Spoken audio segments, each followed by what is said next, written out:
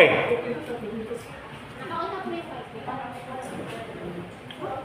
Good. Muy bien, señora. Hindi dinaga. Hindi dinaga. Dinaga. Alam mo kung ano yung dinaga? Wait. Kasi dinaga is, ito kayo, di ba? Thank you. Pero pag ako kausap ko, pag hindi ako dinaga. Tapos sa amin kausap kong tayo, isa na yung mga Mexicano, dinaga, no? Dinaga.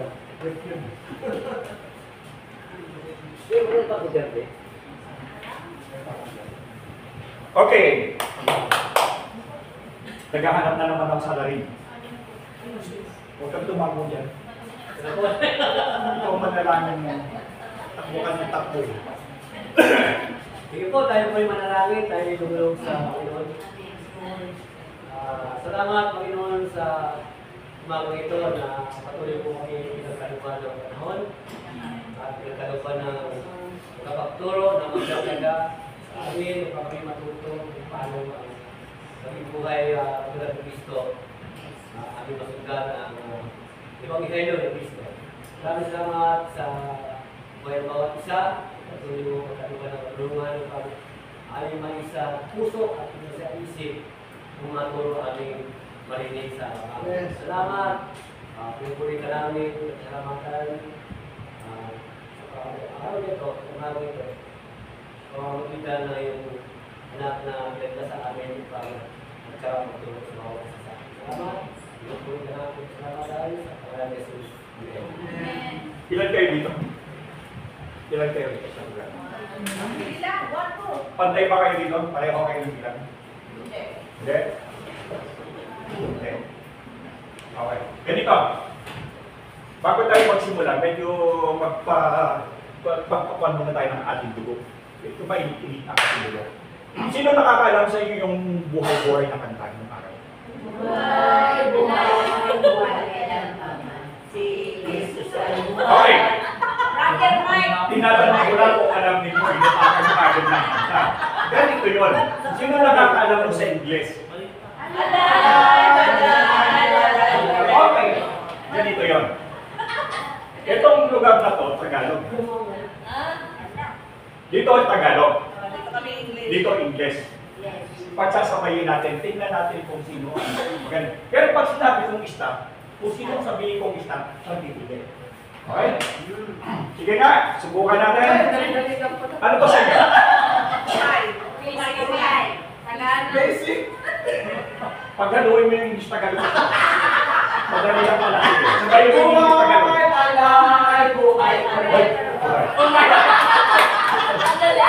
Okay.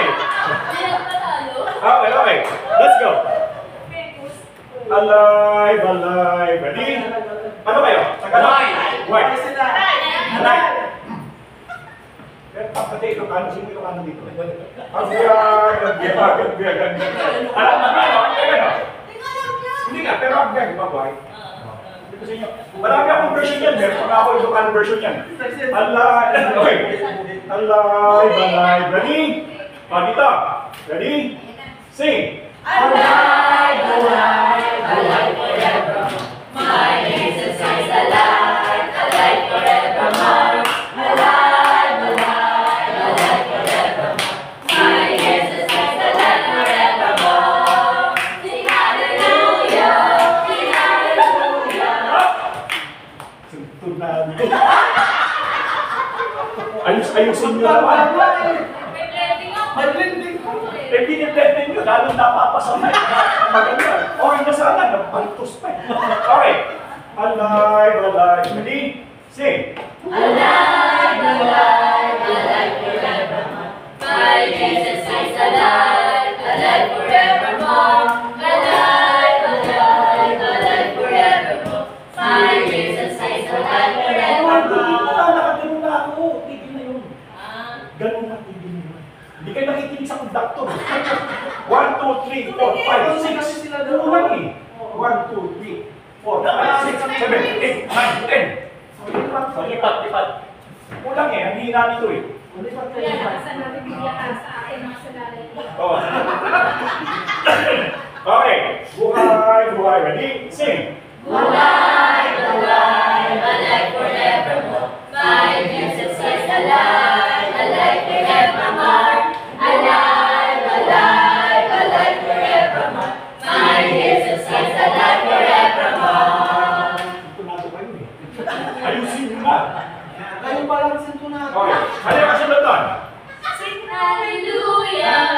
inyo? Ano sa inyo? Umawi. Okay, ito. Umawi tayo. Gamitin nyo. Huwag umawitin kasi conversion. Umawi tayo ng hallelujah. Okay? Ready? Sing. Umawi tayo ng hallelujah. My Jesus Christ, alam ko na dramatic hallelujah. Ng hallelujah. My Jesus Christ, Masakit sa tayo. Anyway. Masakit sa tayo talaga. Gusto ko sana magtsaga pero hindi ko kaya. Bakit yung kumanda? Anyway. The picture na ito mapanlait. Okay, ganito. Di ba binigyan ko kayo last Sunday noong magagawa din, ano? Pero yung basically guidelines lang yun. Ang ginawa ko para mas maganda dahil pag natapos natin yung Sunday School, gusto kong meron kayong ala-ala doon sa pinag-aralan nyo at hindi nyo malilimutan. So ang ginawa ko, yung mga key, yung mga pinakasusing mga pangyayari, ginawan ko dito para halimbawa yung mga Pentecostes. Wala ko nandito yung Pentecostes. Tingnan niyo yung inyong mga, lagyan nyo ng pangalan para walang kaluan. Okay. Ang una dito yung huling habilin ng mga gawa, doon sa page 2. Huling habilin. Di ba pinag-aralan natin dito last Sunday? So makikita nyo dito yung mga pangyayaring naganap. Sinulat ko doon. Tapos ito yung page 6, yung pagbaba ng Espiritu Santo. Ito yung pinag-aralan natin. Di ba? Tama? Mali. Pinag-aralan natin yung pagbaba ng Espiritu Santo. Ano? Okay. Ngayon, basahin nyo yan kasi para mag-ano kayo. Okay, doon sa page 11, di ba binigyan mo kayo ng assignment?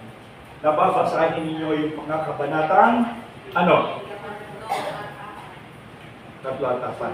Doon sa mga kabanatang yon, ang kasama doon ay ang tungkol sa pagpapagaling ng lumpudo sa templo. Di ba? Di ba pinag-aralan din natin at pinanta din natin yung anong kanta na yung ginawa natin tungkol doon sa lumpo? Silver and gold habanan, ito yung kwento doon sa tungkol doon yan sa lumpo. Now, pag binasa niyo yan, kailan ito nasulat? Oh, dapat to BC. Before. Kasi CPC dapat hindi CE talaga. Kasi pinalita nila to ngayon gusto nila CEC, dapat AD mas madali yung BC at saka AD. Anyway, ganun ang ginagawa nila ngayon. Okay, saan lugar daw nangyari yung pagpapagaling doon sa lumpo? Doon sa templo ng okay. Pakibasa nga yun. Ano mga talakabanata? Gawa 3:1 hanggang 26. Pakibasa yun.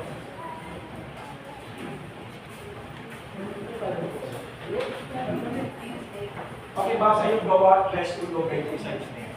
Ay, yung Bible, wala naman kayong mga Biblia ng dala-dala talaga naman kayo. Araw naman.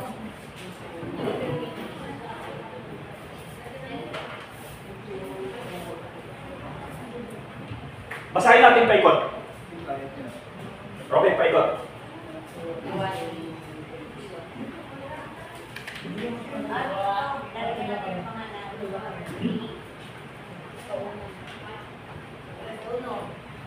Uno hanggang 26. Minsan nagpunta sina Pedro at Juan sa templo, alas 3 ng hapon noon, ang oras ng panalangin. Sa pintuan ng templo na tinatawag ng pintuang maganda, ay may isang lalaking lumpo mula pa nung ito'y sila. Dinadala ito sa templo araw-araw upang mamalimos sa mga taong makasok doon. Verse 3, nang makita nito sina Pedro at Juan na pumasok sa templo, siya'y tinitinan. Lord, tinitigan siya ng dalawa, sinabi ni Pedro sa kanya, tingnan mo kami. 5, turing nga siya sa kanila sa pag-asang siya'y titigan. 6, ngunit sinabi ni Pedro, wala akong ilap pa akong ibigay sa iyo sa ngalan ni Kristo, ka na sa imamatay. 7. Hinawakan niya sa kanang kamay ang lumpo at itinayo.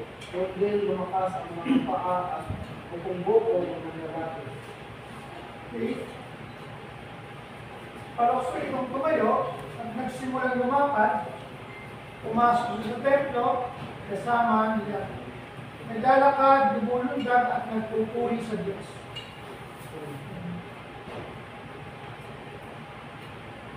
Nakita ng lahat na sila naglalakad at nagpupuri sa Diyos.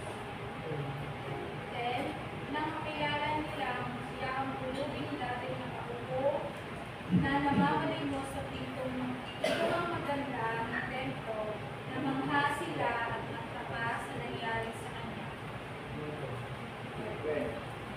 Samantalang nakahawak siya sina Pedro at Juan. Sa may pagkamo, isulaway kapakmong lumapit sa kanila. Ang mga tao, ang tapat, Galing dalawa. Nang makita ni Pedro ang mga tao, sinabi niya, mga Israelitas, bakit kayo nagkakaasa ng langit ko? Bakit niyo kami binibisigan? Akala ba ninyo'y nakalakad namin siya dahil sa sarili namin sa pangyarihan o kabayan? Ikatlo, pinarangalan ng Diyos ang ating mga ninunong sina Abraham, Isaac at Jacob, ang kanyang lingkod na si Jesus, at isinakdan niyo ang itinakwil sa harap ni Pilato. Ngayong itinasya ni Pilato palayain siya. Pinagpili mo ang palasang mabilis at ibigay ng alayain sa mga tao. Pinatay ninyo ang pinagpupulan ng buhay, ngunit siya'y muling binuhay ng Diyos at saksi kami sa pangyayari iyon. 16 ang kapangyarihan ng pangalan ni Jesus ang nagpagaling sa lalaking ito. Nangyari ito dahil sa pananalig sa kanyang pangalan. Ang pananalig kay Jesus ang lubusang nagpagaling sa kanya, tulad ng inyong nakikita. Mga kapatid, alam kong hindi ninyo nalalaman, hindi ninyo ginawa, kaya hindi ang inyong mga pinuno. Sa ganitong paraan ay natupad ang matagal nang itinahayag ng Diyos sa pamamagitan ng mga propeta na ang kanyang Kristo ay kailangan ang magmula. Ganun siya, kaya nga, tayo kayo at magbalik loob sa Diyos upang patawarin ang inyong mga kasalanan. Hindi naman sa gayon ay sumapit ang panahon ng pagpapalibang lakas mula sa Panginoon. Susubuhin niya si Jesus ang bisang hirang lumayo na para sa kanya. 21, siya'y dapat munang nanatili sa langit hanggang sa dumating ang pagbabago ng lahat ng bagay ayon sa itinahayag ng Diyos sa pamamagitan ng kanyang banal na propeta mula pa noon. 22, sapagkat sinabi ni Moses, mula sa inyo ang Panginoon ninyong Diyos ay pipili para sa inyo na isang propetang katulad ko. Sundin ninyo ang lahat ng kanyang sasabihin sa inyo. 23. Ang sinumang hindi sumunod sa propetang iyon ay inihiwalay sa bayan ng Diyos at dinipuri. Nagpahayag din tungkol sa mga araw na ito ang mga propeta mula kay Samuel at lahat ng sumusunod sa kanya. 25. Ang mga pangako ng Diyos sa pamamagitan ng mga propeta ay para sa inyo at kasama kayo sa kasunduan na ginawa ng Diyos at ng inyong mga ninuno ng kanyang sabihin kay Abraham, pagpalain ko ang lahat ng angkan sa daigdig sa pamamagitan ng inyong lahat. 26. Kaya matapos buhayin ng Diyos ang kanilang lingkod, sa inyo siya unang isinugo upang pagpalain kayo at tulungang tumalikod sa inyong masamang pamumuhay. Pray. 26 na yan. Yes po. Anong okasyon? Pagpapagaling. Magpapagaling sa Yung po. nasa yung lungkot. Sa may temp. Nasa pinasulan. Nasa pintuan ng beautiful gate. Ano ginagawa sa kanya? Namamal. Tuwing umaga, dinadala siya doon para Namalimos. malimos. Okay. Noong isang pagkakataon, tandaan nyo ito yung pagkatapos ng araw ng Pentecostes, ha? Okay, tandaan nyo. Yung araw ng Pentecostes, dumating ang Espiritu Santo, binigyan ng kapangyarihan ng mga alagad at mga apostol para mag-ano? Ano ba nilang gagawin? Spread. Share the word. Para sila ay ano gagawin? Mahagang salita ng Panginoon. Para sila ay mangaral ng salita ng hindi salita ng Panginoon na kanilang papangaral. Ang kanilang ipapangaral ay Ebanghelyo. Ano? Magkaiba yun. Ang ipapangaral ay Ebanghelyo. Anong ibig sabihin ng Ebanghelyo? Dalang buhay ng Panginoon at ang kanyang misyon. Ang tanong, natapos na ba natin yun? Yes. Iling kayo. Yun ang nauna natin ginawa eh. Di ba? Yun ang kauna-una natin ginawa. Pinag-aaralan natin ang Ebanghelyo sapagkat yun ang pinaka-importante sa lahat. At yun ang ipinapaturo. Ano ba yung Ebanghelyo? Ano yung mga santap ng Ebanghelyo? Mula hanggang Ascension. hanggang ascension. Yun yung Ebanghelyo. So, ibig sabihin, ang ipinapangaral na o ang iniuutos ng mga apostol hanggang sa atin, ang ating ipapangaral ay ang Ebanghelyo, hindi prosperity gospel. Ha? Kasi ngayon, usong-uso yung prosperity gospel na kapag sumampalataya ka sa Panginoon, ikaw ay yayaman. Yung ba turo ng Panginoon? Hindi. Ang ipinapaturo niya, yung talambuhay ng Panginoon, yung kapangyarihan ng kanyang pangalan at anong kaya niyang gawin sa isang tao kapag nanampalataya ka sa kanya. Yun ang ipinapaturo. Wala nang iba. Kaya nga sabi sa Galatia 1:8-9, but if we or an angel from heaven should preach to you a gospel which is different from the one we preach to you, let it be anathema out there. Because the only teachings that you should teach is the gospel. Nothing more, nothing less. Kasi ngayon, ang daming turo eh. Di ba? May mga angal kung saan, may mga kung ano-ano ang makakaturuan.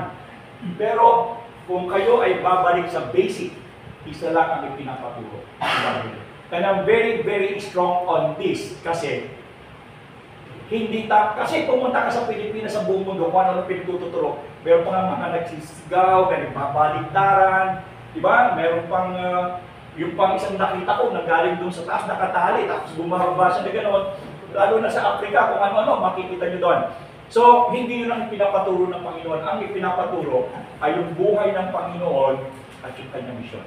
That is the only thing that we should be preaching. That is why wala namang ipinapaturong religion ng Panginoon. Meron ba? Ano pinapaturo ng Panginoon? Religion?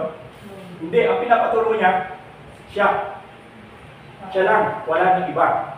So, yung iba kasi nagsasabi na kapag hindi ka umalig sa amin, ganyan-ganyan, wala kang kaligtasan. Hindi yun ang ipinapaturo ng Panginoon. At kapag ganun ang lumapit sa inyo, lagyan yung nakagay ng ekes. Yun yung Ebanghelyo na. So nakita natin dito sa isang pagkakataon, nung after na mapuspos ng Espiritu, binigyan na sila ng kapangyarihan ng Panginoon. Dati wala eh, di ba? So ngayon, nung umalis ang Panginoon Jesus, hindi siya umalis na walang kapalit. Ang ipinalit ay yung banal na Espiritu na siyang sasama doon sa kanila. Ang tawag kasi dito ay parakletos. Yung parakletos, yung salitang para is alongside. So, simula noon, yung mga apostol at saka yung mga alagad ng Panginoon, remember that there is a difference between an apostle and disciple. Ang apostles ilan? 12. Ilan ang apostles? 13. 14. Bakit? Namatay yung isa, 12, namatay yung isa, nagdagdag ng isa, si Matayas, tapos si Apostle Paul. So, 14. Yung mga tanda ko sa mga tinuturo, ulit-ulit. 14, ha? Huwag ba't sasabing 12 lang ang apostol? Pag sinabing yung 12, inalis si Matayas at saka si Apostle Paul. You're all 14. O, di ba? Okay, yung mga disipulo, yun yung mga tagasunod, hindi yung mga apostol. Yun yung mga ordinary followers, yun yung mga disipulo or disciples. When you say disciples, ito yung mga tao na hindi naman sila apostoles, pero sila yung hinasa na maglikod na parang mga trabaho din ng mga apostles. Disciples. Ngayon, ano tayo? Disciples. Disciples na tayo. Hindi na, sino apostle dito? Apostle Walter? So, wala nang apostles ngayon. Pero makakita yung pag-aaralan din natin yan. Ano yung mga kaloob ng Diyos para sa isang iglesia. Pero for the meantime, wala ng apostles, but there are disciples, and we are the disciples of Yeshua or Jesus Christ. Explain ko din sa inyo bakit Yeshua or Jesus. Kasi between the Jews and the Gentiles. But anyway, let's proceed muna doon sa lumpo. Yung lumpong ito ay humihingi ng, itong lumpo nito, nakatingin siya doon kay Apostle. Sinong Apostle yung kasama? Sino yung magkasama? Si Pedro at saka si Juan. Magkasama yung dalawa, pero yung iba nasaan? Di ba marami sila? So nagkanya-kanya na ito ng lakad eh. Yung mga apostol na ito, nagkanya-kanya na ng lakad after the day of Pentecost. Nung dumating ang Espiritu ng Panginoon sa kanila, after nun, nagkanya-kanya sila ng lakad. Meron nakarating sa Arabia, meron nakarating sa Turkey, kalap-kalap na sila nun. At this moment, si Juan at saka si Peter was still in Jerusalem. Nasa Jerusalem pa rin sila. Ngayon, doon sa Jerusalem, nakita natin doon sa beautiful gate, meron daw isang lumpo. Kailan siya nagsimulang maging lumpo? Pagkabata. Ano kaya klase ng pagkalumpo nito? Polio. Tuntog ko talaga yung ulo ko. Lumpo daw, hindi daw makalakad. Natural lumpo na eh. Pero pag lumpo na nakakalakad, hindi, lumpo nga eh. Lumpo, hindi talaga nakakalakad. Ang polio, ano, maliit lang yung isang paa eh. Pagkapanganak, hindi na talaga siya nakakalakad. Ngayon kasi may saklay na eh, may paano. Lumpo nga eh. Huwag na tayo magtalo sa akin ng Bible, lumpo. Kasi hindi makalakad. Okay, so ganito. So nung nakatingin siya kay Pedro at saka kay Juan, ang kanyang expectation ay, bibigyan siya ng limos. Pero ang sabi ni Pedro at saka ni Juan, sabi ni Pedro silver and gold have I none, but such as I have give I thee, in the name of Jesus Christ. Rise up and walk. Hinawakan siya at siya ay nakalakad. Ngayon, kung hindi ba dumating ang Espiritu kay Pedro at saka kay Juan, sa palagay nyo, magkakaroon ba ng kapangyarihan si Pedro at si Juan para mapalakad ang lalaki? Hindi po. Ang po. Ang galing talaga ni Pedro at ni Juan, napalakad nila ito. Walang reaksyon. Mali na yung sinasabi ko, hindi nyo pa ako tinatama. Ano bang sabi ko? Dahil kay Pedro at kay Juan ay nakalakad ang lumpo. Mali, di ba? Mali. Kasi yun yung isip ng mga taong nandoon sa palibot. Wow, ang galing ni Pedro at ni Juan dahilan sa kanilang hinawakan yung lalaki ay kanilang pinatayo at ang lumpo ay nakalakad. Yun yung understanding ng mga taong nandoon sa palibot, katulad ninyo. Di ba? So, ano sabi ni Pedro? Nakatingin na naman sa akin. Tignan mo yung pinapasa niyo. Anong sabi diyan? Ang akin yung meron. Okay, yun yung sinabi niya. Pero anong sabi niya? Sinabihan ba ni Pedro na tama kami nga yung nagpalakad dito, kami makapangyarihan? Ganun ba sinabi nila? Hindi, anong sabi niya? Kapangyarihan ng Diyos. Hindi, yung nakasulat mismo, yung nagbasa kanina. Kanino napatama yun? Nung nagsermon na si Pedro.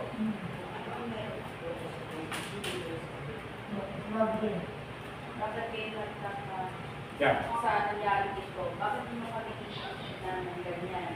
Palaban niyo yung napalakadan sa sarili namin kapangyarihan o kabanalan.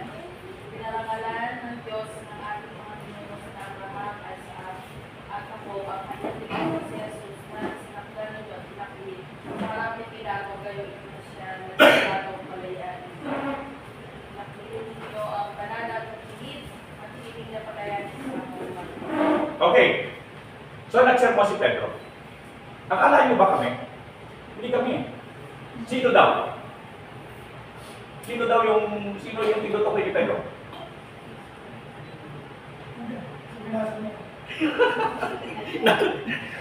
Natural talaga nandun sa binasa yun. Ano yung binasa? Yung binasa, anong sinabi dito sa binasa? Hindi pa. Wala namang sinabi kapangyarihan. Ano sabi dyan? Pinarangalan ng Diyos Pinarangalan ng Diyos ang ating mga ninuno sa Abraham sa apat na po, ang kanyang lingkod na si Jesus.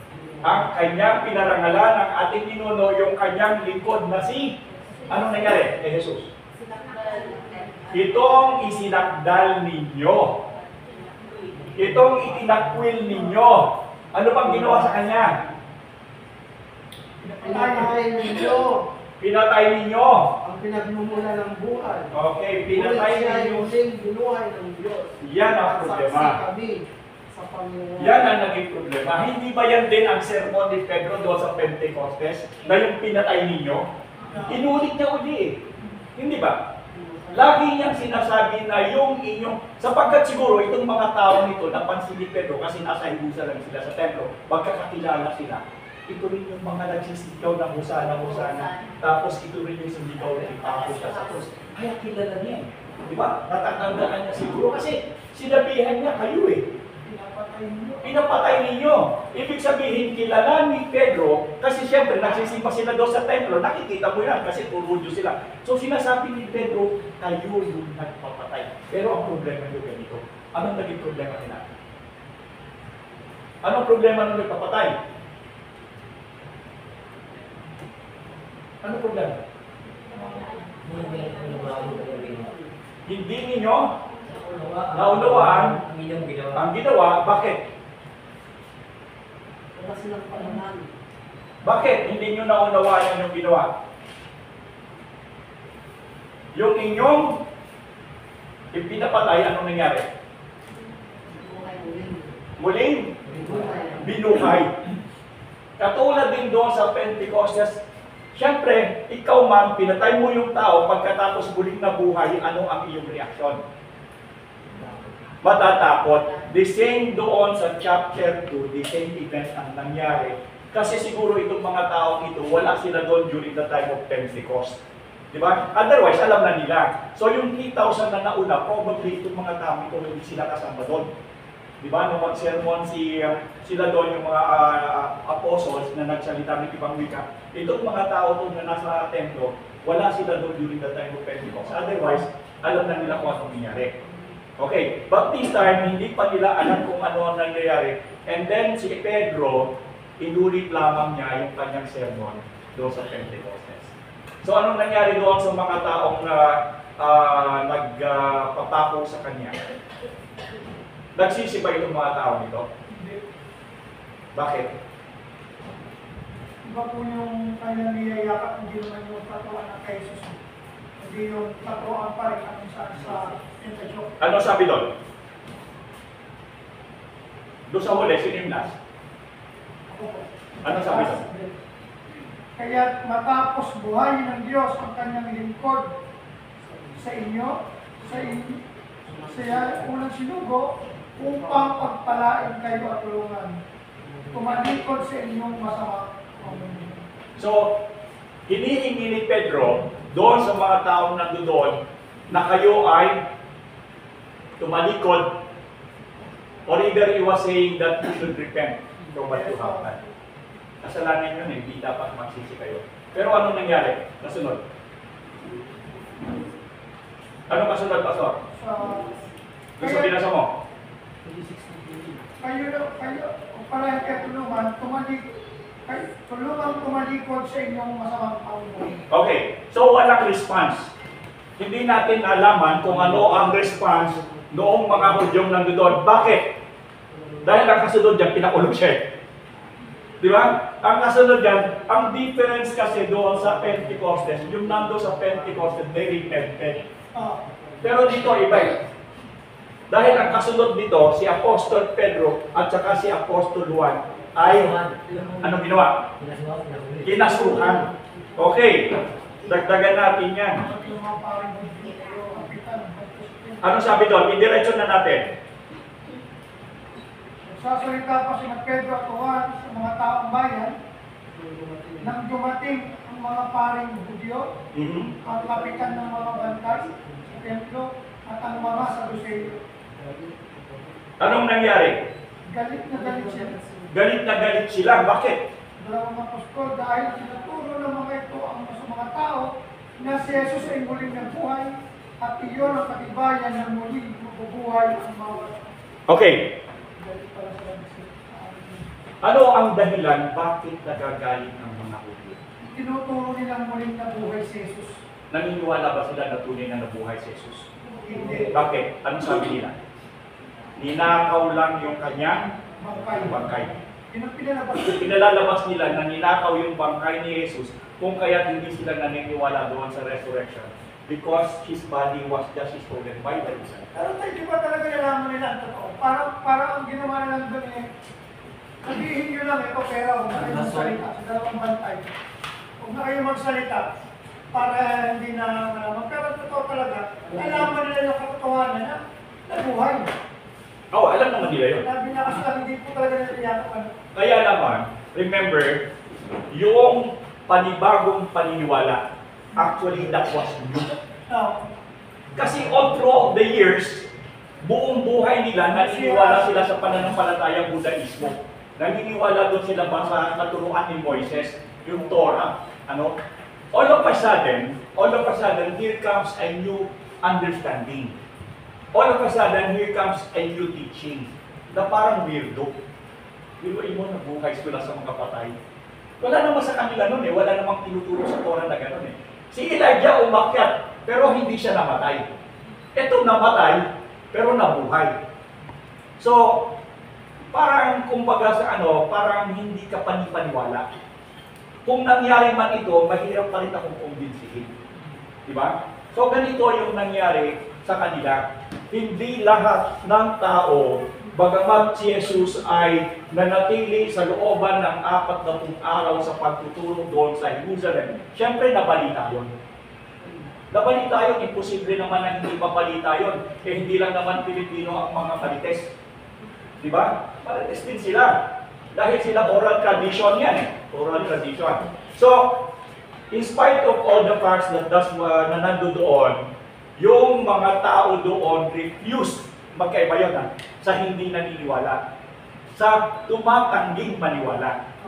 So, instead, hindi ibig sabihin na hindi sila naniwala, but they refuse to believe that it happened. Because it seems impossible. Di ba? Magkaiba yung refusing doon sa hindi naniwala. And itong mga taong ito, they refuse to believe that Jesus Christ is the Hamashiach. Yeshua Hamashiach, or Jesus the Christ. Diba? Kasi when you say Christ or Christos, siya yung deliverer. And during that time, they were under the ruling of the Roman Empire. So ang iniintay nila, yung Kristo o yung Hamashiach na mag-liberate sila from the bondage of the Roman Empire. Diba? Kasi under the Roman Empire sila eh. So ang iniintay nilang Messiah, yung Messiah na kung saan ay politically liberate them from the bondage of the Roman Empire. Para maging sila liberated na sabi ng independent kami.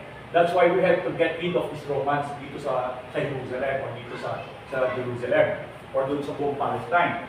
So, nung sabihin nila na si Jesus Christ may kapangyarihan para magbuhay dito sa lumpong ito, pinalalabas nila that Jesus Christ was not just an ordinary person. Which is, yun yung kinakailangan nila politically para tanggalin yung Roman Empire. Intindihan nyo? Comprende? Baka hindi Okay, so ito yung context. What I'm trying to say here is the context.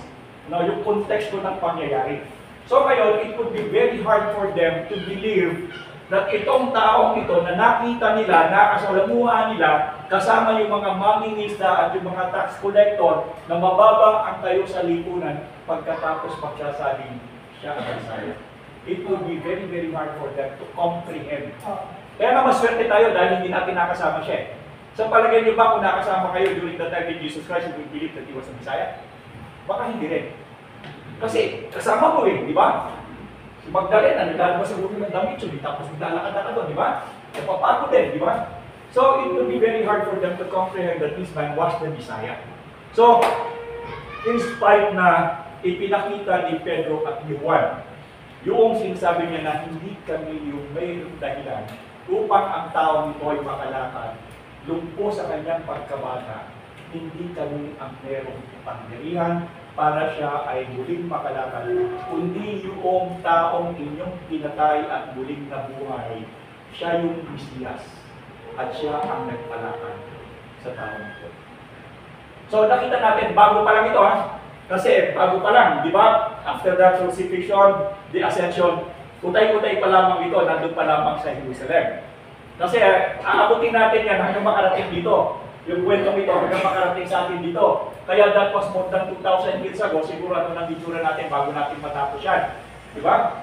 2,000 years ago di ba? Simula nung kay Jesus Christ, mula dito sa lupong ito, pag-aaralan natin ang lahat ng pangyayari hanggang makarating sa blessed. More than 2,000 years yun. Ano kaya ang itsura na natin bago natin ito matapos? Gumagawa tayo rito, walo. Satayan mo ating closing ko yun. More than 2,000 years, butot balat na tayo na. Ano, totoo yan. Dahil gusto ko ituro sa inyo, from that time on hanggang dito, ano talagang nangyari sa Christianismo. And that is very, very important para makita ninyo kung ano talaga ang nangyari. At makikita nyo bakit ang sabi ng Panginoon, kukunti lamang ang makakapasok. Remember, Christianity is the number 2 religion in the world. Billions of people are Christians. And yet, ang sabi ng Panginoon, kunti lang makakapasok. Kaya ano nangyari doon sa billion-billion yan? Hindi ako konti. Marami yan. Ibig sabihin, those Christians telling na billions, they will not go on. Kasi kung sila, ang Kristiyano yan, di dapat, hindi yan tutupad sa sinasabi ng Panginoon na kukunti. Di ba? So anyway, pag-aaralan natin yan, bakit gano'n? So ngayon, nakita natin dito, dahilan dito, pinagplanuhan sina Juan at Pedro na sila ay ireklamo sa Sanhedrin. Ano yung Sanhedrin? Ilan ang bilang ng Sanhedrin? Kumbaga saan ito ngayon yung Senate o parang judicial body ito Pero at the same time, religious judicial body ito, sila yung parang nagsasabi na ito yung batas ni Moises. Sila yung parang governing bodies kasi sila religious people Ang mga Hudyo kasi theocratic yan Theocratic. Tayo, hindi tayo theocratic pero yung mga Jewish until now, they're still theocratic. Ibig sabihin, naniniwala sila na ang ruler nila ay si Yahweh. O si Adonai yung tawag nila. Tayo hindi, naniniwala tayo sa konstitusyon, naniniwala tayo sa demokrasya. Sila hindi. Hanggang ngayon, they still believe that the ruler is Adonai. Hanggang ngayon yan. Pero tayo, hindi. Kasi meron tayong gobyerno sa sarili. Diba? Yun yung inayaw ng Panginoon to kina Solomon, diba? Bakit kayo kukuha sa matalang ako na ngayon, Panginoon? Gusto nyo meron pang hari sa inyo, diba? Kaya nagkagulo. Pero yung mga Israel ngayon, bumalik sila doon sa theocratic system. Bumalik ulit sila doon. But anyway, so ngayon, anong nangyari sa Sanhedrin? Pakibasa doon. Tuloy natin yung pagbasa para makita natin ang kwento. Paikot, kanina natapos.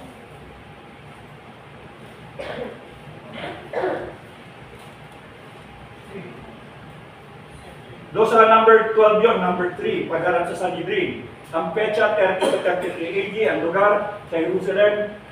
Ano ang nagawa doon? Ibasa. Mga nagawa. Dito sa booklet natin, sa page 12. Apang nangyayarap ang Sanhedrin, Konseho ng mga Hudyo, at pinayag na si Yeshua, Jesus, ang bato na tinandihan ng mga kapatid. Okay, ano pa?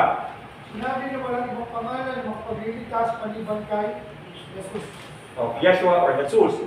Okay, ano yung mga taong nakasalabuhan? Sacerdote, Saduceo, at mga pinuno ng Sanhedrin. Ibig sabihin, yung nakausap doon o nakaharap doon ni na Pedro at ni Juan, hindi mga small time. Kasi ang nakausap nila dito, yung parang sa nasabi natin ng mga big time na nandun. Big time na doon sa lugar nila sapagkat ang mga ito ay sacerdote. When you say sacerdote, ano ang sacerdote? Unang pari. Pari ito, no? Ngayon, itong mga pari ito, ordinary ba ito? Hindi. No. Bakit? May mga katangkulan ko. Ano ang mga sacerdote? Unang pari.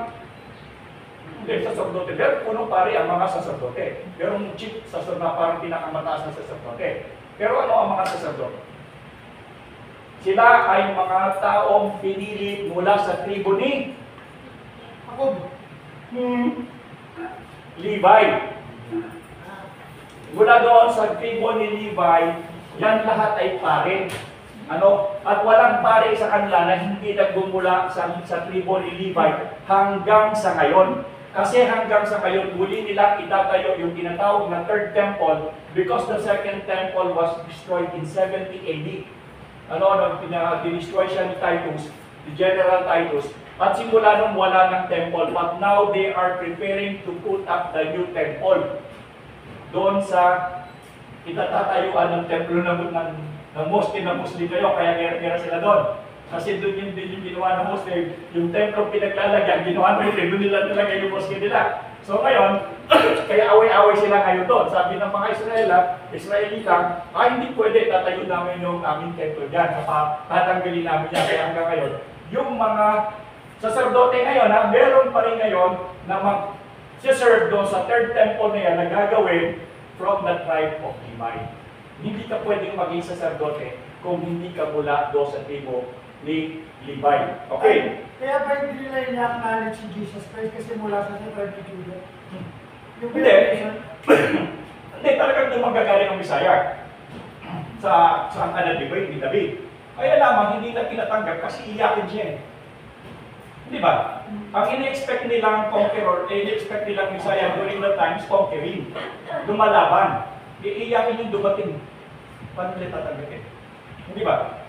The one that they were waiting for, the political Messiah, but Jesus Christ, when He came as the weeping Messiah. Ang dumating tayo, humble eh. Weeping Messiah. But Jesus Christ will come back as the Lion of Judah. Yes. Itong pagbabalik niya, hindi na siya weeping Messiah. He will come as the Lion of Judah para ipunin lahat ng kanyang mga Diyos. That will be the purpose of His second coming. Okay? So, nakita natin dito sa Sadduceo at saka yung mga puno ng Sanhedrin, yung mga Pharisees. Now remember, yung Sadduceo at saka yung Sadducees at saka yung Pharisees, mortal na magkaawayan.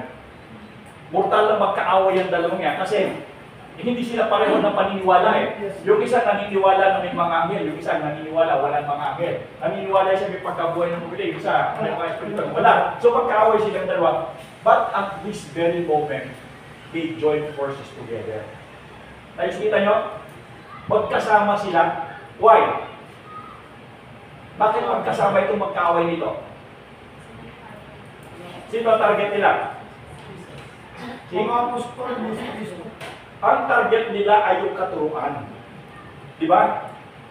These apostles were now teaching that Jesus Christ, who was crucified, died, and now tinuturo nila ng resurrection. So, hindi sila naniniwala dito, and this teaching must be stopped. Dapat itong matigil. Dahil ito ay isang malaking kalokohan at ito ay isang malaking kasiraan sa katuruan ng mga Hudyo. Bakit? Sapagkat si Jesus Christ na kanilang sinasabing Messiah, and they were teaching that he was the Messiah or yung tagapagligtas is also a Jew. Hudyo rin yan eh. So, malaking kasiraan doon sa kanilang katuruan na sinasabi ng ngayon, ibibagong turo na hindi na exclusive ang Judaism. Because may lumalabas ng panibago. At itong panibagong katuruan ito is totally different from the Judaism na kanilang pinaniniwalaan. So, this must be stopped. Now, ano ba yung itinuturo ng Panginoon? Ito ba yung bago? May Old Testament, may New Testament. Diba? Ito ba'y bago? Ito bang katuruan ito ay bago? Yung katuruan na kung saan ang kaligtasan ay hindi na iaasa sa pamamagitan ng pagsunod sa kautusan ni Moises, kundi nakabase na sa biyaya at pananampalataya kay Jesus. Ito ba'y bagong katuruan? Hindi ka sinabi sa Isaiah, di ba, na ipapanganak sa siyang lalaki at siya hindi magiging na kaya. Sa Isaiah, siya po kung sila na marami, magiging tagapagligtas. Ibig sabihin, ang Testament pala, tinuturo na talaga na itong prophecy na talaga yung kaligtasan. Ibig sabihin, hindi siya bago. O so ano ito? Kung hindi ito bago, ano ito? Tumulo ko sa pader. Nuevo o viejo? Leo, nuevo. Hindi. Ito'y hindi bago sapagkat ito'y katuparan. Diba?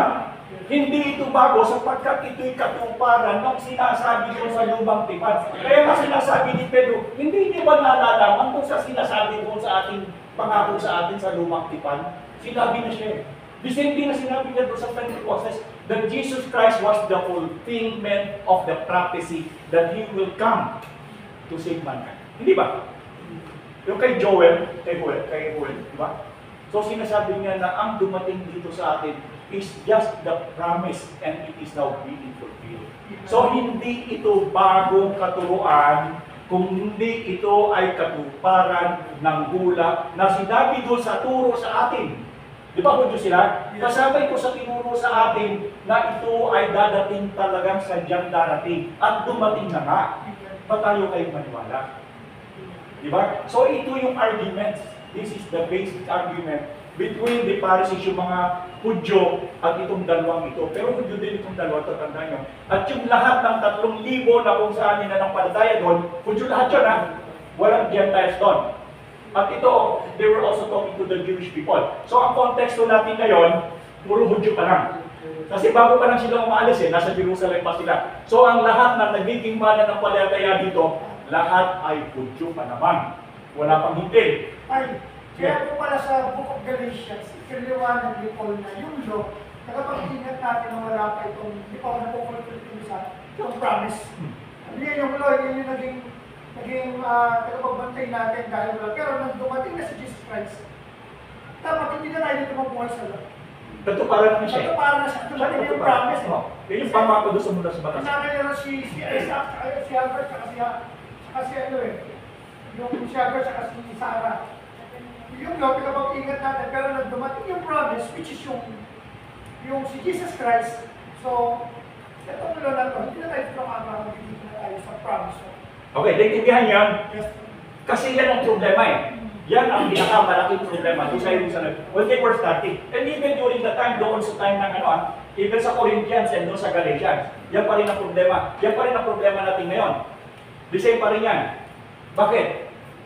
Doon sa Galatia kasi, ito, para ma-expand lang yung knowledge niyo.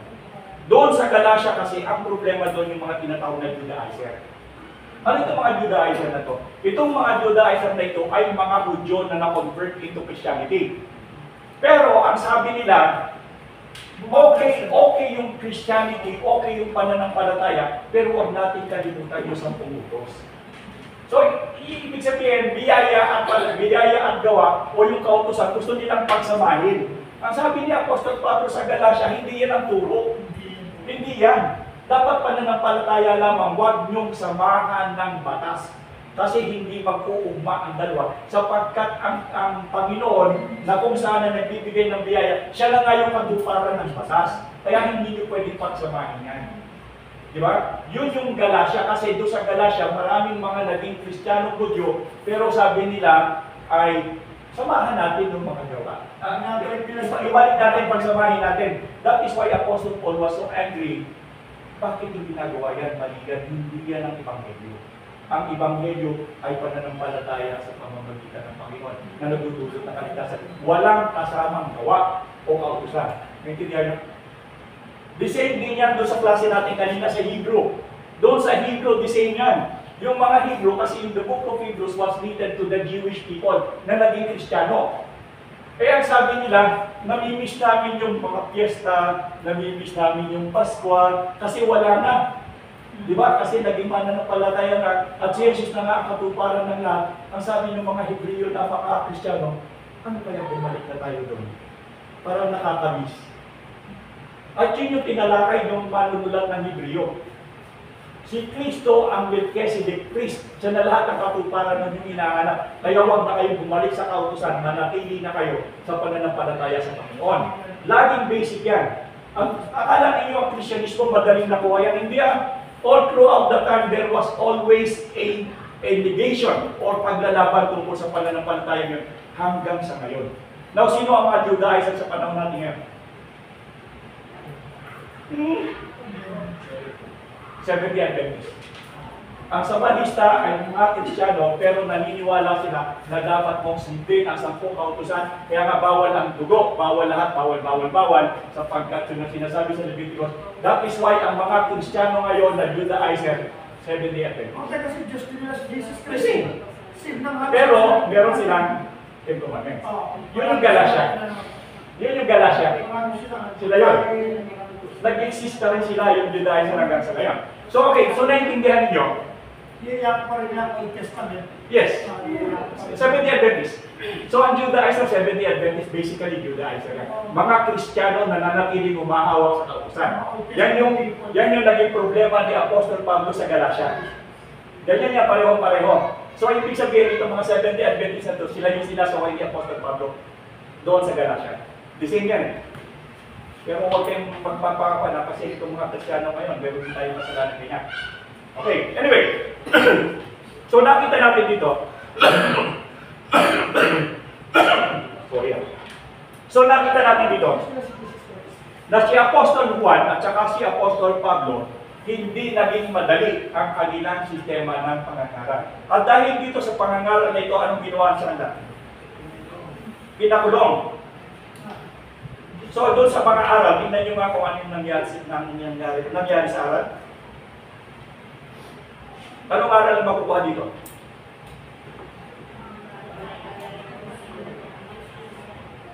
Hindi daw natin dapat ikahiya ang ang pananampalataya, ang pagsunod sa Diyos ay higit kaysa sa pagsunod sa tao. Now, let's see. Pastor, pakibasa mo nga yung gawa ko at 1 hanggang 22. Bilisan natin. Pakinggan ninyo kung ano yung nangyari. Basahin mo. Tingnan nyo, pakinggan nyo. Kasi para makita natin kung ano nangyari yan. Gawa 1 hanggang 22. Nagsasalita pa si ng Pedro tungan sa mga taong bayan ang mga pari ng Diyos. Ang kapitan, ang bantay sa templo at ang mga Saduceo. Verse 2. Galit na galit sila sa dalawang apostol dahil itinuturo ng mga ito sa mga tao na si Jesus ay muling nabuhay at iyon ang katibayan na muling mabubuhay ang dalawa ay ang mga patay. 3. Kaya dinakip nila ang dalawa at kinulong muna hanggang kinabukasan sapagkat gabi ng 4. Gayunman, marami na nakarinig ng kanilang pangangaral ang sumampalataya kay Jesus kaya umabot sa 5,000 ang bilang ng mga lalaki. Verse 5. Kinabukasan, nagtipon siya sa Jerusalem, ang mga pinuno ng mga Hudyo, ang mga tandang namumuno sa bayan, ang mga tagapagturo ng kautusan, kasama nila si Anas at pinakapulong pari na si Caiphas, si Juan at si Alejandro at iba pang mga kamag-anak ng pinakapulong pari. Pinatayo nila sa harap ng mga apostol at tinanong, sa anong kapangyarihan o sa kaninong pangalan nito ginagawa ang mga bagay nito? Sumagot si Pedro, sa puspos ng Espiritu Santo, mga tagapangunan ng mga pinuno ng bayan.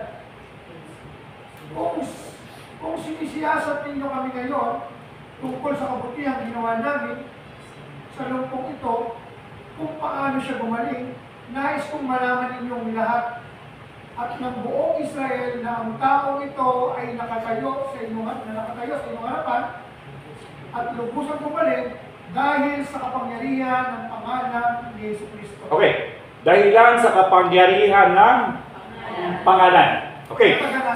Okay. Yung pangalan niyan, kasi hindi nila mini-mention ang Panginoon. Mostly sa mga Jewish, hindi na tinatawag yan ang very important sa kanila. Ang tawag sa kanila yung Hashem. Hashem yung HA, tapos makalitong yan. Kasi yung determiner kasi sa kanila na ha, ay lagi magkahiwalayan. But at this very time, yung pagkakasulat ng ha, nakadikit yung Shem, which is pangalan. Hashem. So ibig sabihin unique ito. So ang sabi dito ay sila ay nakapagpagaling dahilan sa pangalan. Sa Jewish people, kasi very sacred din, Hashem. At itong Hashem na ito tumutukoy dito sa akin. Hashem. At this time, ginagamit ito kay Yeshua or Jesus. So ito yung problema. Kaya nagagalit biguin mo, bakit hindi gamit? Oo, parang blasphemy yan. Kasi hindi mo dapat gamitin yan. Pero ang sinasabi ni Pedro, sila ay gumaling dahilan doon sa pangalan sa Hashem.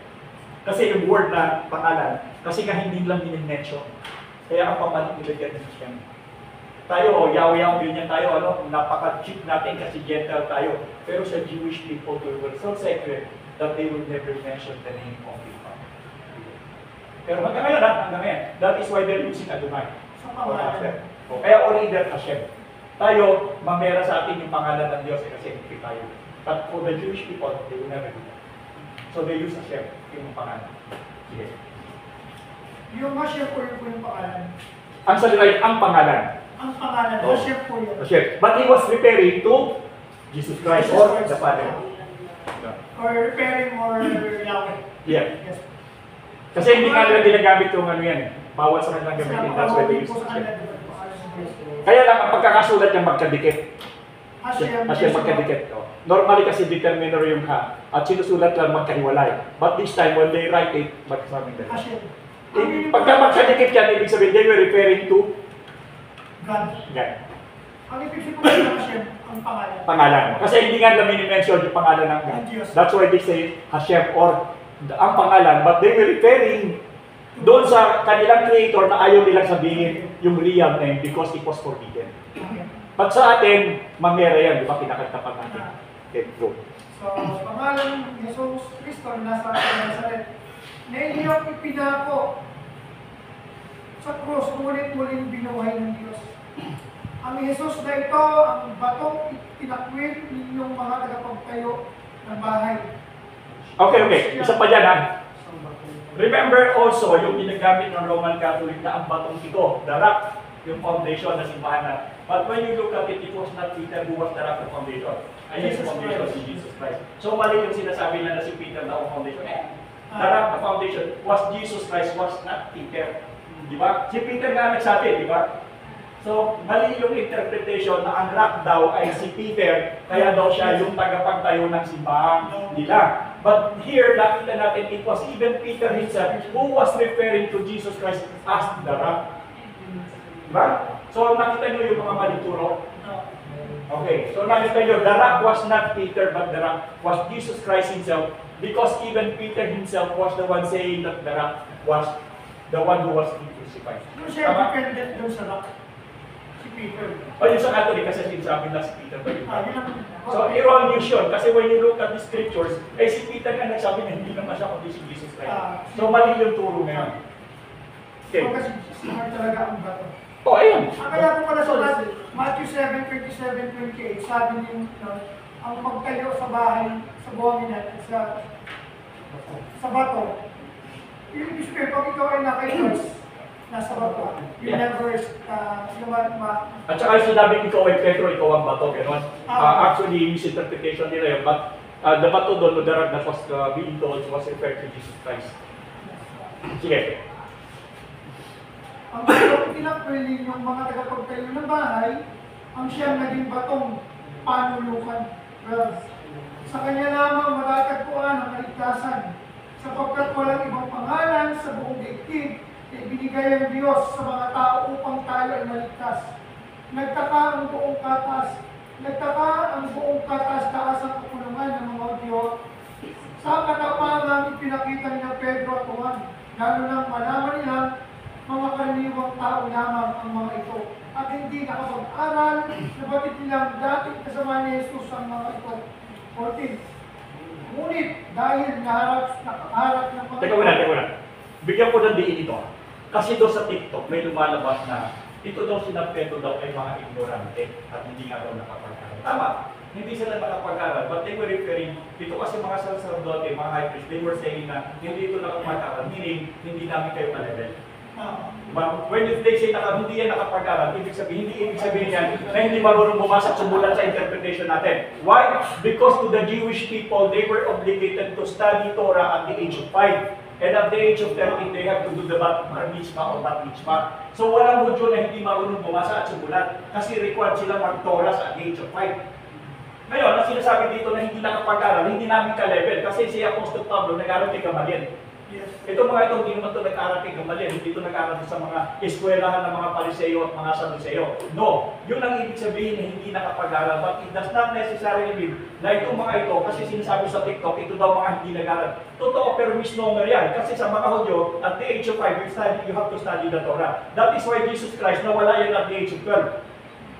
Diba? Pero nung age of 12, marunong na siya, di ba? Nagtuturo na siya. Kasi they start to study the Torah at the age of 5. That is why nung 12 si Jesus Christ, kaya na niya magturo.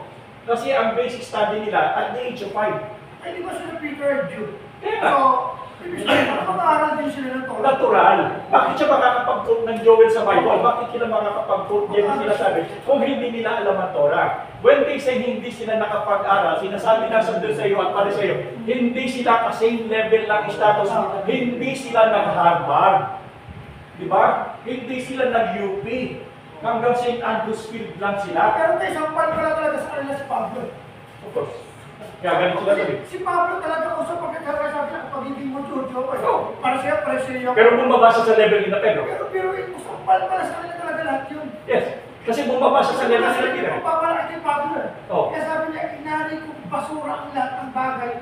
Makamtan na si Kristo. Kaya nga, lumevel siya kina Pedro eh. Dating Harvard siya, nagpunta sa St. Andrews Field. Alam niyo St. Andrews Field? Alam ko, St. Arnold's. Hindi, St. Andrews Field. Alam niyo St. Andrews Field? Ano spell yun?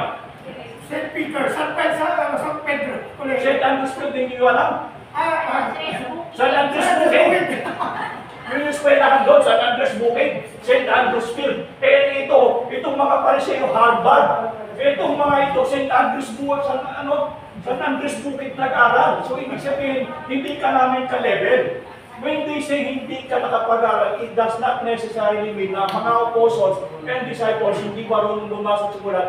Because if you are a Jew, you are required to learn the Torah at the age of 5. That is why sila hindi daw nakapag-aral. Kaya nakakapag-aral ng Old Testament. So iba ang ibig sabihin nun. Kaya huwag kayo maniniwala. At saka tatandaan nyo si Levi. Tax collector yun. Tax collector. Eh di magaling sa math. Pwede ka ba maging tax collector kung hindi ka marunong bumilang? Accountant pala yun. Oh, di ba? So, mali yung kaisipan. Naintindihan nyo ba? Natututo na kayo? No? Naiintindihan nyo na hindi pala hindi ko mo mangingisda na sinasabi ng mga Pariseo ay mga hindi nakapag-aral. They were pertaining to the level of education. Hindi tayo ka-level. Yun ang ibig sabihin hindi nakapag-aral. No? But remember, these people were Jewish and they were required to study the Torah at the age of 5. That is why nakakapag-quote sila ng Bible. Even Peter na mangingisda na hindi nakapag-aral, he was able to quote. Dito rin, nag-quote siya, di ba? Yes.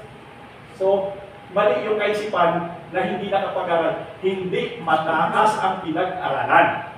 But it does not necessarily mean na hindi sila marunong. And remember the fact that these people now are being guided by the Holy Spirit, which is the most knowledgeable of all.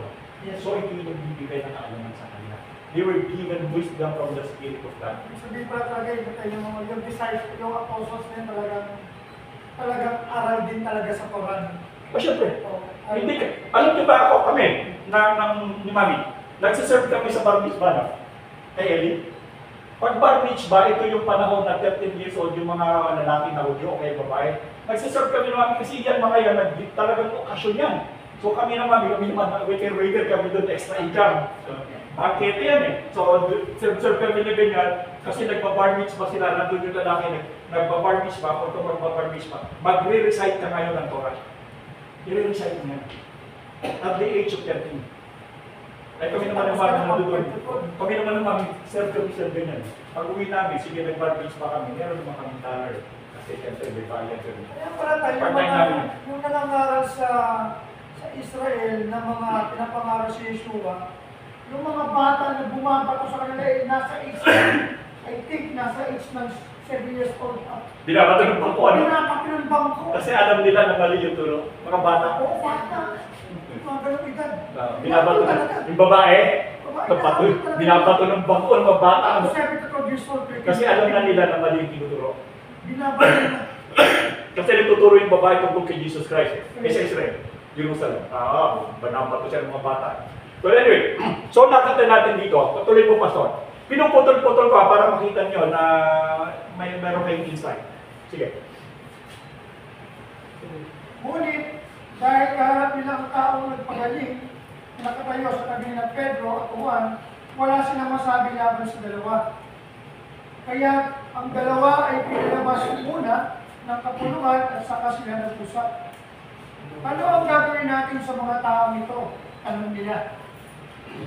Hayat nasa buong Jerusalem na isang pambihirang himala ang naganap sa pamamagitan nila at hindi natin ito may kakaila. 17. Upang wag nang kumalat ang balita ito tungkol dito, pagsabihan na lamang natin sila na huwag na silang magsalita kanino man sa pangalan ni Jesus. Grabe, Tapos ano nag-reaction nila? kaya muli nilang pinatawag sila Pedro at pinasabi, wag nang magsalita o magtulong pang muli sa pangalan ni Jesus. Sumagot sila Pedro at Juan, kayo na ang umatol kung alin ang tama sa paningin ng Diyos. Ang sumunod sa inyo o ang sumunod sa Diyos ko? Hindi maaaring di namin ipahayag ang aming nakita at narinig. Wala silang makitang paraan upang parusahan ang dalawa sapagkat ang mga tao ay nagpupuri sa Diyos dahil sa nangyari. Kaya binalaan nila ang dalawa ng lalo pang mahigpit at saka pinalaya. Ang lalaking pinagaling ay mahigit ng 40 taong gulang. Simbol sa pagkabata ay 40 years old. Ako na po. Sige. Sure na po. Tuloy ba? Sure. Sorry. Verse 23. Nang palayain na sila Pedro at Juan, pumunta sila sa mga kasamahan nila at ibinalita ang sinabi ng mga purong pari at ng mga pinuno ng bayan. Nang marinig ito ng pananampalataya, sama-sama silang nanalangin sa Diyos. Panginoon, kayo po ang lumikha ng langit at ng lupa, at ng dagat at ng lahat ng nasa mga ito. Kayo po ang nagsalita at sa pamagitan ng aming inulong si David na inyong lingkod nang sabihin niya sa patnubay ng Espiritu Santo, bakit galit na galit ang mga hintil at ang mga tao ay nagbalak ng mga bagay na walang kapuluhan. Naghanda para sa digmaan ang mga hari sa lupa at nagtipon ang mga pinuno laban sa Panginoon at sa kanyang hinirang.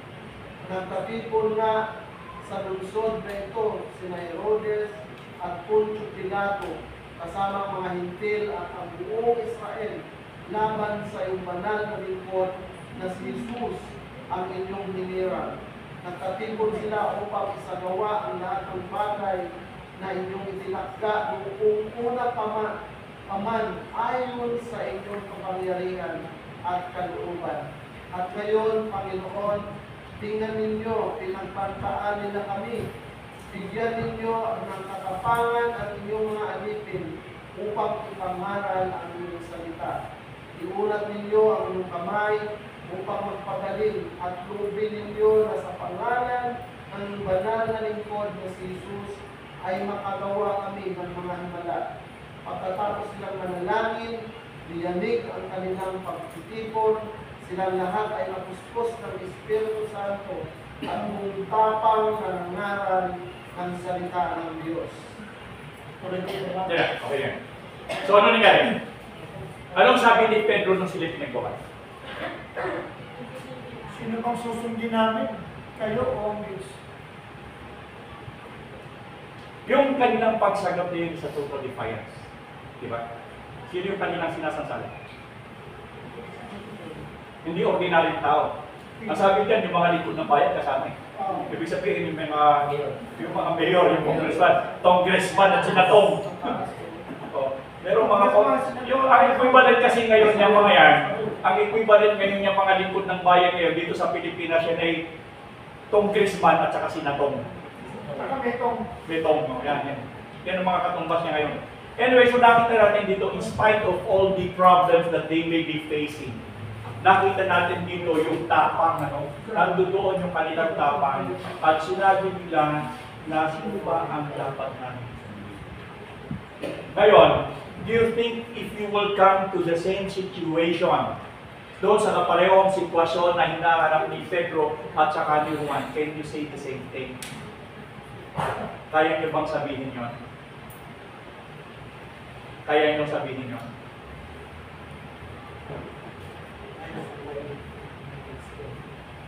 Hindi nung kahapon ko sa hospital,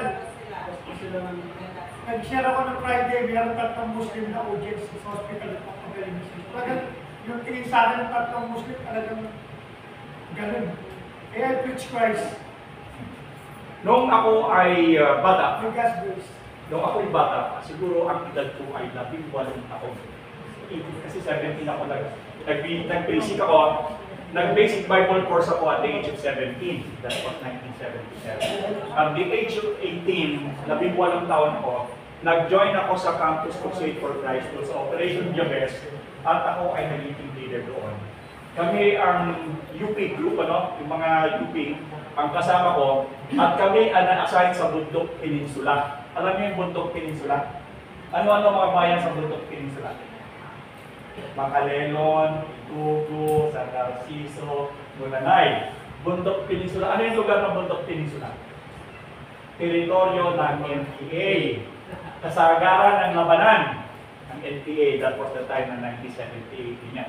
79. Ako ay napasama doon sa magpapalabas ng Jesus the Man You Taught Me yung nabilang namin sa Tagalog. Pinapalabas namin doon. NPA area yon.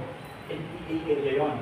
Ngayon, ay mga taga-UP, kasama ko. Alam mo yung mga taga-UP, dalawang klase lang yan eh. Either komunista yan, o Kristiyano yan. Kasi ang mga taga-UP, dalawa lang, pulat-puti lang yan eh. Yan ang ugali ng mga yan. So kami magkakasama doon, at mga taga-UP yung aking kasama ko sa pinili ng Operation Jabez. Noong kami nagpapalabas, pinupuntahan kami ng mga NPA. Kasi bawal sa kanila yan eh. Bundok Peninsula, teritoryo nila yan, pinasok namin. Anong ginagawa nila sa akin? Sinasabihan namin, sinasabihan ako na hindi na kayo pwede magpalabas. May mangyayari sa inyo. Tumigil ba kami? Natapos namin ang buong taon, hindi nila kami natatay. At hindi kami tumigil. Bakit? Takot pa kami sa kanila? Hindi. At nakatapos kami na magpalabas ng Jesus the Man You Taught Me sa Bundok Peninsula for 1 year. Sabi ko sa inyo, yung palabas yan, araw-araw namin pinapalabas, 3 beses sa isang araw yan. Kaya daang beses ko na yan, napagkabisado ko na nga yan eh. Pero hindi nila kami napatigil sa Bundok Peninsula, kami yung nakasay.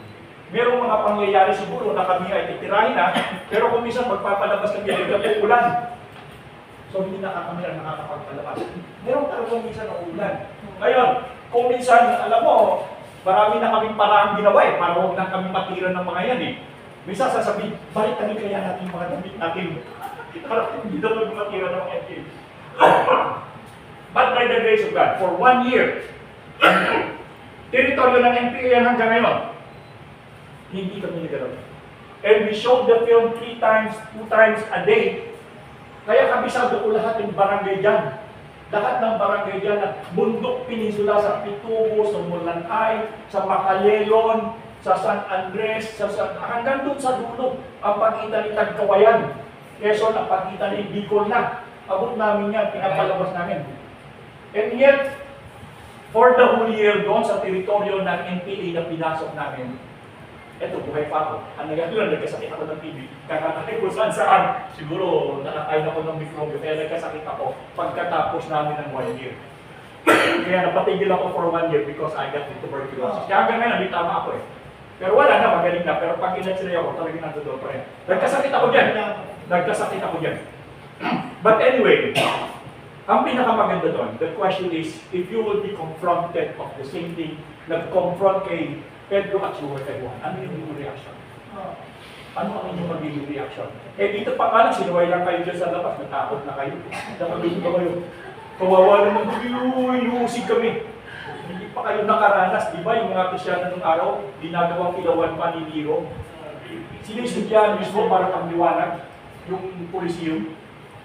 Ganun katindi nun, sa totoo lang, napaka-palad pa nating mga Kristiyano ngayon because we are not experiencing persecution. But in pumunta ka sa Muslim countries, pero tayo dito, paisi-isip pa tayo, late pa nga tayo dumating sa pagsimula. Di ba? And let him say you love her. Eh, hindi ka pa nga nakakarating doon sa punto na, buhay mo o si Kristo. Hindi ka pa nga dumadating sa punto ngayon. But if you really love and you like to obey, ganun talaga. Ganun talaga. See, sa totoo lang kung talagang mahal mo Panginoon, hindi mo na kinakailangan pang itulak eh. Ibig kayo sabihin na natin, huwag nasabihin ako nagbubuhan ng mga. Because I'm teaching Sunday school. Ha? Nagtuturo ako ng Sunday school. Alam niyo ba hindi na ako natutulong? O pakinggan niyo to. Alam niyo ba sa pagtuturo ko lang ng Sunday school, paano ko nakukuha yung mga tinuturo ko sa inyo ng bigyang pag-aaral? At alam ng asawa ko, tanong niyo ko, ako'y natutulog pa sa pagtuturo sa inyo. Matutuwa ko lang yung mga tinuturo ko sa inyo. Most of the time na lang. Why? Kasi ayaw ko na dadating sa inyo nang ituturo ko. Hindi talaga substantial. Kasi ano ba nagaran? So ako yung naatasan magturo, so it is my responsibility na dapat substantiated yung knowledge na ibinibigay ko sa inyo. Hindi bara-bara-bay, hindi hugot-hugot, kundi ang itinuturo ko sa inyo, kahit tingnan niyo sa Google, pag-aralan yung mabuti, sabihin niyo sa akin kung mali ako. Kasi hindi ako pumapayag na kapag ako magtuturo, mamera lang. Ako gusto ko pag nagturo ako 100%. Kasi pag 99.9% yan, false pa rin yan.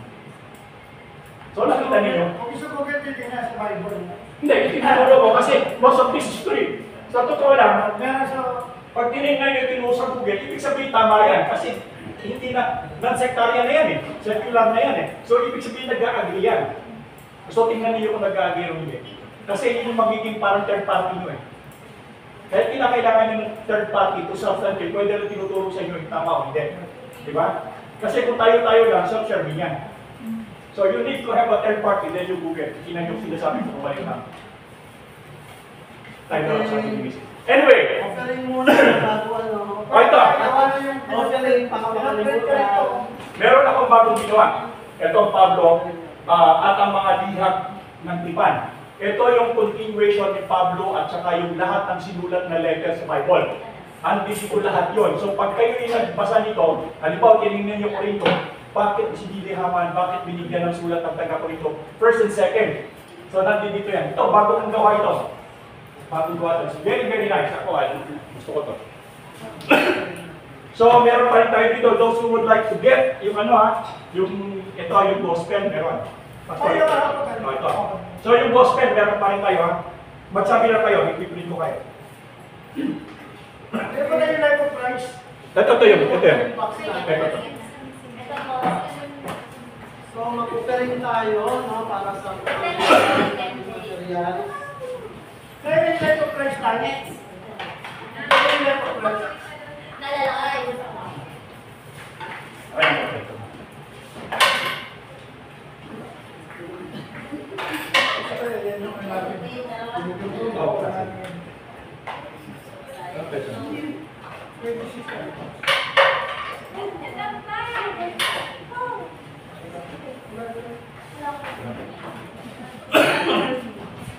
Pastor, later on kunin mo to. Ito kunin mo to later on. Pastor, later on kunin mo to. Kasi ito nandito ko lahat yung lahat ng letter ng New Testament. Yung New Testament, background, everything nandito yun. Tapos yung Pablo, binibigyan kita ng Pablo. Isinama ko na dito. Yan. At saka ito, nilagyan ko ito ng mapa. Nandiyan yung mapa. Yung yung nilala ba yan? Sino ba yung number? Number ng Jesus. Sure ako. Okay man. Ito yung nag-off yung yung content. Kasi automatic eh. Pero hindi masyadong malaki. Ayusin ko pa yung content niya. Hoy! Huwag kayong mga katwiran pagdating doon na walang naiwanan nito sa susunod na linggo ha? May ano ba yan? Ha? Binayaran na natin. Ginawa ito ni Aina.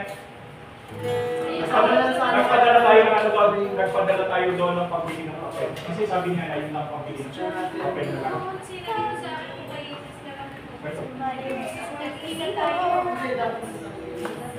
Eh, tawagin kita daw ako sa mga.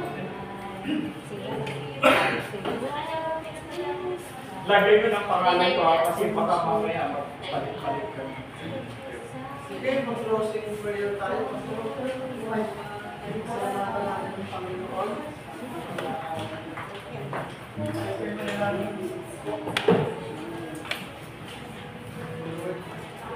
Ito, may isang pang, mga pangalan ng Panginoon.